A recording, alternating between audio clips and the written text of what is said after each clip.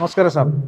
കഴിഞ്ഞ കാലങ്ങളിൽ നിന്നൊക്കെ വ്യത്യസ്തമായിട്ട് കേരളത്തിലൊരു വ്യവസായ സൗഹൃദ അന്തരീക്ഷം രൂപപ്പെടുന്നതിൻ്റെ കുറെ മാറ്റങ്ങൾ ഉണ്ടാവുന്നതിൻ്റെയൊക്കെ ആ, ഒരു നല്ല തുടക്കമായിട്ട് ഇൻവെസ്റ്റ് കെയർ മാറുന്നത്. ഒരു വ്യവസായി എന്ന നിലയിൽ, ഒരു സംരംഭകൻ എന്ന നിലയിൽ സാർ ഈ മാറ്റത്തെയൊക്കെ എങ്ങനെയാണ് നോക്കിക്കാണുന്നത്?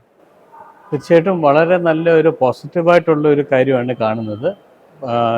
ഇപ്പം കേരള സർക്കാർ വളരെയധികം ഇനിഷ്യേറ്റീവ് എടുക്കുന്നുണ്ട്.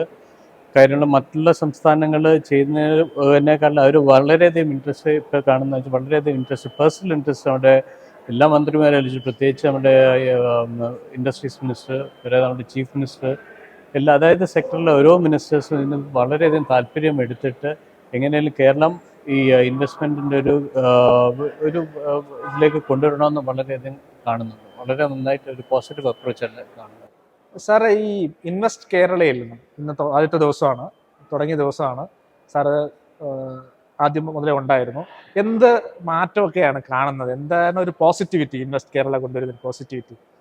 ഓക്കെ, നല്ല ക്വസ്റ്റ്യൻ ആയിരുന്നു അത്. തീർച്ചയായിട്ടും കാര്യം ഞാൻ നേരത്തെ ഇൻവെസ്റ്റ് മീറ്റിൽ വന്നിട്ടുണ്ട്. എന്നാൽ തന്നെയും ഈ പ്രാവശ്യം കുറേ കൂടെ ബെറ്റർ, വെരി വെൽ ഓർഗനൈസ്, നല്ലതായിരുന്നു. കാര്യം ഗസ്റ്റിന് ഇൻവിറ്റേഷൻ ആകട്ടെ എല്ലാം തന്നെ വളരെ നല്ലൊരു ഓർഗനൈസ് ചെയ്തിട്ടുണ്ടായിരുന്നു. മാത്രമല്ല ഒരുപാട് ഈ ഡെലിഗേറ്റ്സിനെ അവർ ഇൻവൈറ്റ് ചെയ്തിട്ടുണ്ട്. അതാണ് ഏറ്റവും വലിയൊരു പോസിറ്റീവായിട്ടുള്ള കാര്യം. പിന്നെ മിനിസ്റ്റേഴ്സ്, മന്ത്രിമാരുടെ പ്രസൻസ്, തീർച്ചയായിട്ടും ഇതിനൊക്കെ ഉപരിയായിട്ട് ശരിക്കും ഇതിനകത്ത് ഏറ്റവും എവിഡൻ്റ് ആയിട്ടുള്ളത് കേന്ദ്രമന്ത്രിമാരുടെ സപ്പോർട്ട്. ആ സപ്പോർട്ട് തീർച്ചയായിട്ടും നമ്മുടെ കോമേഴ്സ് മിനിസ്റ്റർ ശ്രീ പീയൂഷ് ഗോയൽജി ആയാലും ശരി, നിതിൻ ഗഡ്കരിജി ആയാലും ശരി, അതുപോലെ നമ്മുടെ ചൗധരിജി ആയാലും ശരി, ഇവരെല്ലാം ആ ഒരു പോസിറ്റീവ് അപ്രോച്ചോട് കൂടി ഇതിനെ കാണാനും കേരളത്തിനെ സപ്പോർട്ട് ചെയ്യാനുള്ള ഒരു മനോഭാവം കാണിച്ചത് തന്നെ വളരെ നല്ലൊരു കാര്യം തന്നെയാണ്. തീർച്ചയായിട്ടും ഇത് റൈറ്റ് ഡയറക്ഷനിലാണ്. നമുക്ക് തീർച്ചയായിട്ടും നല്ല രീതിയിൽ തന്നെ മുന്നോട്ട് കൊണ്ടുപോകേണ്ട ഒരു ആവശ്യമുണ്ട്. ഈ മറൈൻ സെക്ടറിലായാലും എന്തൊക്കെ തരത്തിലുള്ള ഒരു വികസനമാണ് വരേണ്ടത്? നമ്മൾ എത്തരത്തിൽ മാറ്റമായിരിക്കണം സർക്കാർ കൈക്കൊള്ളേണ്ടത് എന്നാണ് വിചാരിക്കുന്നത്? മറൈൻ സെക്ടർ ശരിക്കും ഇപ്പോൾ നോക്കിയാൽ നമ്മുടെ ഒരു 15 കൊല്ലം മുമ്പ് തന്നെ കേരളമായിരുന്നു നമ്പർ 1 ഈ സീ ഫുഡ് എക്സ്പോർട്ടിൽ എന്നത്. കാര്യം നമ്മൾ നോക്കിയാൽ അറിയാൻ പറ്റും. ഒരു ഇപ്പം കേന്ദ്ര ഗവൺമെൻറ് സ്ഥാപനങ്ങളായ Marine Products Export Development Authority ആയിട്ട്, Central Marine Fisheries Research Institute, Central Institute of Fisheries Technology, ഈ കേന്ദ്ര ഗവൺമെൻറ് ഓർഗനൈസേഷൻ, ഫിഷറി റിലേറ്റഡുള്ള കേന്ദ്ര ഗവൺമെൻറ് ഓർഗനൈസേഷൻ എല്ലാം ഹെഡ് ക്വാർട്ടർ ഇരിക്കുന്നത് കേരളത്തിലാണ്. ഇതിൻ്റെ കാരണം എന്ന് വെച്ചാൽ കേരളത്തിൽ നിന്നാണ് 1950s ആദ്യമായിട്ടുള്ള sea food export consignment start ചെയ്ത് തുടങ്ങിയത്. ഈ ഇൻഡസ്ട്രി കേരളത്തിൽ നിന്ന് തുടങ്ങിയതാണ്. നിർഭാഗ്യവശത്താൽ കാര്യം അപ് ടു ഒരു 15 വർഷം മുമ്പ് ഞാൻ നേരത്തെ പറഞ്ഞു കേരളമായിരുന്നു നമ്പർ 1 എക്സ്പോർട്ടിൻ്റെ കാര്യത്തിൽ. പിന്നീട് 15 വർഷം മുമ്പാണ് ആന്ധ്രയിൽ അവിടെ വളരെയധികം അക്വാകൾച്ചറിന് ഊന്നലെടുത്തിട്ട് ഒരു അക്വാ ഫാമിംഗ് വളരെയധികം ഡെവലപ്പ് ചെയ്തു. ഇവിടെയാണ് നമ്മൾക്ക് പറ്റിയൊരു പാളിച്ച. നമ്മളവിടെ ആ ഒരു അക്വാകൾച്ചറിലേക്ക് ഇറങ്ങിയിട്ടില്ല. കാര്യം വെച്ചാൽ അതിനായിട്ടുള്ള പോളിസി ചേഞ്ചസ് വന്നിട്ടില്ല. ഇപ്പോൾ ആന്ധ്രയാണ് ഇപ്പം ഇന്ത്യയിലേക്ക് ഏറ്റവും കൂടുതൽ അക്വാകൾച്ചർ പ്രൊഡക്ഷൻ നടക്കുന്നത്, എക്സ്പോർട്ട് നടക്കുന്നത്. ഇപ്പോൾ ആന്ധ്രയാണ് ഇപ്പം നമ്പർ 1 ഇന്ത്യയിൽ നിന്നുള്ള ഏറ്റവും വലിയ എക്സ്പോർട്ടർ ആന്ധ്രയാണ്.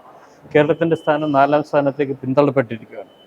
രണ്ടാമത് ഇതേപോലെ തന്നെ സപ്പോർട്ടീവായിട്ട് വരുന്ന മറ്റുള്ള സംസ്ഥാനങ്ങളുണ്ട്. നോക്കിയാൽ ഇപ്പോൾ ഒറീസ ആകട്ടെ, മറ്റേ തമിഴ്നാടാകട്ടെ, ഗുജറാത്താകട്ടെ, വെസ്റ്റ് ബംഗാളാകട്ടെ, മാത്രമല്ല ഇപ്പോൾ മഹാരാഷ്ട്രയും കർണാടകവും ഗോവയും തന്നെ അക്വാകൾച്ചറിൽ തീർച്ചയായിട്ടും നല്ല രീതിയിൽ ഇറങ്ങിക്കൊണ്ടിരിക്കുകയാണ്. നമുക്കറിയാം, ഇപ്പം നമ്മളിപ്പോൾ സർക്കാരിനോട് അപേക്ഷിച്ചിരിക്കുന്ന ഒരു കാര്യമുണ്ട്. അതായത് നമുക്ക് ഒരുപാട് നമുക്ക് ഈ വെറ്റ്ലാൻഡ് 65,000 ഹെക്ടർ വെറ്റ്ലാൻഡാണ് നമുക്കുള്ളത്. അതായത് ഇൻക്ലൂഡ് ചെയ്യുന്നത് ബാക്ക് വാട്ടർ ഉണ്ട്, മറ്റേ റിവേഴ്സ് ഉണ്ട്, എസ്റ്റുറീസ് ഉണ്ട്, ലഗൂൺസ്, ലേക്സ്, ഡാംസ്, റിസർവോയ്സ് എല്ലാം തന്നെ ഉണ്ട്. ഏറ്റവും ഐഡിയൽ കാര്യമായിട്ടുള്ള വാട്ടർ സ്പ്രെഡ് ഏരിയ നമുക്കുണ്ട്. പക്ഷെ ഇപ്പം അനുഭവപ്പെടുന്നതെന്ന് വെച്ചാൽ ഇപ്പം നമ്മൾ നോക്കിയാൽ കഴിഞ്ഞാൽ കൃഷി ശരിക്കും 2 പോക്കറ്റുകൾ ഉദ്ദേശിച്ചു, അതായത് കുട്ടനാടും പിന്നെ നമ്മുടെ പാലക്കാടും, ഈ 2 സ്ഥലങ്ങൾ വെച്ചിട്ട് ബാക്കി എല്ലായിടും അത്ര ഫീസിബിൾ ആകാത്തൊരു സാഹചര്യമാണ്. ഇപ്പോൾ നമുക്കറിയാം, ഇപ്പോൾ കണ്ടുവരുന്ന ഒരു പ്രവണത വെച്ചാൽ ഈ മറ്റേ ഈ പാഡി ഫീൽഡിലെല്ലാം തന്നെ ഒന്നും ചെയ്ത് കിടക്കുകയാണ്. അപ്പോൾ നമ്മളിപ്പോൾ ഗവൺമെൻറ്റിന് കൊടുത്തിരിക്കുന്ന ഒരു റിക്വസ്റ്റ് എന്ന് പറഞ്ഞാൽ ഒരു 10 കൊല്ലം ഒന്നും ചെയ്ത് കിടക്കുന്ന ഈ മറ്റേ വെറ്റ്ലാൻഡ് ഏരിയ, അതിന് അക്വാകൾച്ചർ ചെയ്യാനുള്ള ഒരു പെർമിഷൻ കൊടുക്കുക. ഇത് കൊടുത്തു കഴിഞ്ഞാൽ ഞങ്ങളുടെ റിക്വസ്റ്റ് അത് മാത്രമേ ഉള്ളൂ. ഫസ്റ്റ് ഒരു 10 വർഷമായിട്ട് ഒന്നും ചെയ്ത് കിടക്കുന്ന പിന്നെ സ്ഥലങ്ങൾ ഇതിൽ വെച്ചൊരു ട്രയലായിട്ട് ഒരു അക്വാകൾച്ചറിന് കൊടുത്തു തുടങ്ങുക. ഇപ്പോൾ നമുക്കറിയാം ആന്ധ്ര എന്നെങ്കിൽ ശരിക്കും അവരൊരു മാസ് കൺവേർഷനാണ് ചെയ്തിരിക്കുന്നത്. ആ രീതിയിലേക്ക് പോകേണ്ട. ഞങ്ങളുടെ റിക്വസ്റ്റ് വീണ്ടും ഞാൻ ഒന്നിനോട് എടുത്ത് പറയുകയാണ്, ഒരു 10 വർഷം ഒന്നും ചെയ്യാതെ അടക്കുന്ന സ്ഥലം വെറ്റ്ലാൻഡായിട്ട് തന്നെ മെയിൻറ്റെയിൻ ചെയ്യും. ഇപ്പോൾ അറിയുന്നത് വെച്ചാൽ ഇപ്പോൾ നടക്കുന്ന സംഭവം വെച്ചാൽ പലരും അത് നികത്തപ്പെടുകയാണ്. അതെ. ഇത് നികത്തപ്പെടുന്ന കഴിഞ്ഞാൽ നമ്മുടെ ഇക്കോളജിക്കൽ ബാലൻസ് തന്നെ ഒരു തെറ്റാവും. വാട്ടർ വെറ്റ്ലാൻഡായിട്ട് തന്നെ കിടക്കട്ടെ. അവിടെ അക്വാകൾച്ചർ ചെയ്യുക, അക്വാകൾച്ചർ ഡെവലപ്പ് ചെയ്യുക. ഇപ്പം നമുക്കറിയാം 2014 ഫ്ലഡിങ് ഒക്കെ ഉണ്ടാകുന്ന മുമ്പ് ഉണ്ടാകാത്ത ഒരു സാഹചര്യമായിരുന്നു. വെറ്റ്ലാൻഡായിട്ട് വിട്ടിട്ട് അതിന് അക്വാകൾച്ചർ ചെയ്യുക, അതൊരു വലിയൊരു നല്ലൊരു പോസിറ്റീവ് കാര്യമായിരിക്കും. തീർച്ചയായിട്ടും ഇക്കോളജിക്കൽ ഡാമേജ് വളരെയധികം കുറവായിരിക്കും.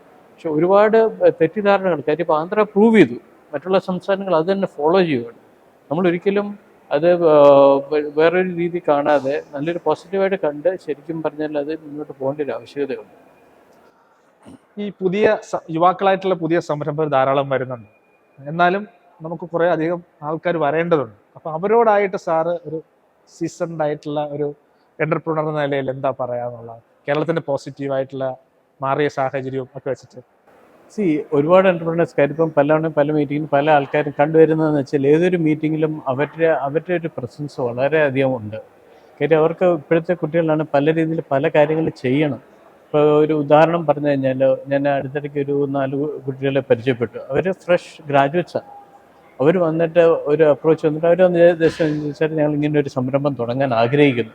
അപ്പോൾ ഞങ്ങൾ സീ ഫുഡ് ചെറിയ പാക്കറ്റിലാക്കിയിട്ട് വിൽക്കാനായിട്ടുള്ള ഇത് ഡൊമസ്റ്റിക് മാർക്കറ്റിലാണ്. അങ്ങനെ ഒരു ശരിക്കും ഇനീഷ്യേറ്റീവ് എടുക്കാനായിട്ടുള്ളൊരു കാണുന്നു. വേറൊരു കൂട്ടർ വന്നിട്ട് പറഞ്ഞു ഇവർ ഇതിനകത്ത് നമ്മുടെ ട്രേസബിലിറ്റിയാണ്. ട്രേസബിലിറ്റി എന്ന് പറഞ്ഞാൽ നമ്മളിത് എവിടെ നിന്ന് ഉൽപ്പാദിപ്പിച്ചു, അതായത് പിന്നെ ഇത് അക്വാകൾച്ചർ പോണ്ടിൽ നിന്ന് മുതൽ ഏത് ഫാക്ടറി പ്രോസസ്സ് ചെയ്തു, സൂപ്പർ മാർക്കറ്റിൽ വന്ന് ആ എൻറ്റയർ ചെയിൻ അത് അവർ ഓട്ടോമൈസ് ചെയ്തിട്ട് ബാർ കോഡിങ് ആക്കിയിട്ട് ചെയ്യുക.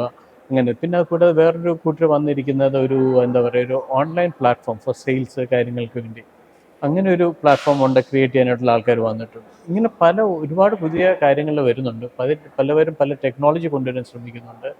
അതുകൊണ്ട് ചെമ്മീൻ കിള്ളുന്ന പീലിങ്ങിനായാലും ശരി, പിന്നെ കൂടാതെ ഒരുപാട് ഈ ഓട്ടോമേഷൻ, ഇപ്പം മറ്റേ ഒരു എക്സാമ്പിൾ പറഞ്ഞാൽ ഈ ഫ്രീസിങ്ങിൻ്റെ ടെക്നോളജിയിൽ തന്നെ അതിന് ഇപ്പോൾ ഓപ്പറേറ്റേഴ്സ് വഴിയാണ് പലതും വയ്ക്കുന്നത്. അത് ഓട്ടോമൈസ് ചെയ്യാനുള്ള പല ടെക്നോളജിയും പലരും കൊണ്ടുവരാൻ ഉദ്ദേശിക്കുന്നുണ്ട്. ആ കാര്യങ്ങൾ ചെയ്യുന്നുണ്ട്. ചെറുപ്പക്കാർ പലരും ഇതിലേക്ക് ഇറങ്ങുന്നുണ്ട്. ഒരു നല്ലൊരു കാര്യം തന്നെ അത് കാണുന്നുണ്ട്. തീർച്ചയായിട്ടും ഒരു പോസിറ്റീവ് ആയിട്ടുള്ള ഇതാണ് വന്നുകൊണ്ടിരിക്കുന്നത്.